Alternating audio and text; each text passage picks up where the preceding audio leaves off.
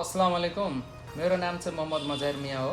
मेरो घर चाहिँ इटहरी 17 पकली हो। चाहिँ मोबाइल एन्ड इलेक्ट्रोनिक्सको बिजनेस प्लस मेरो मेन पावर एजेन्सी पनि छ। म पहिला फ्युल गाडी नै चढिरहेको थिएँ। अब फ्युलबाट चाहिँ कस्टिङ धेरै थियो। कस्टिङ धेरै हुनुको कारण पनि म इभीमा अलिक कस्टिङ कमै हेरेँ अनि इभी नै चुज गरेँ। अब इभीको धेरै कम्पनीहरू छ, अहिले चलेको गाडीहरू पनि धेरै छ।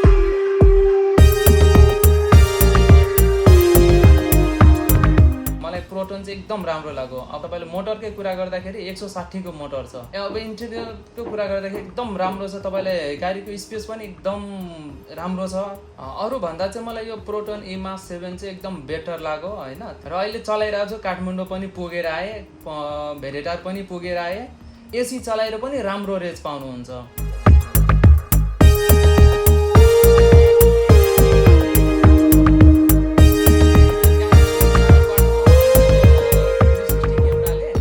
मजाले देखिन्छ। पार्किङ गर्न पनि, पछाडि अगाडि गर्न पनि एकदम मजाले हेरेर तपाईँले विश्वास गरेर गर्न सक्नुहुन्छ। मैले चाहिँ इभीमा चाहिँ प्रोटोन इमास किन चुज गरेँ भन्दाखेरि तपाईँलाई मलेसियाको एकदम नम्बर 1 ब्रान्ड छ, राम्रो चलेको गाडी छ।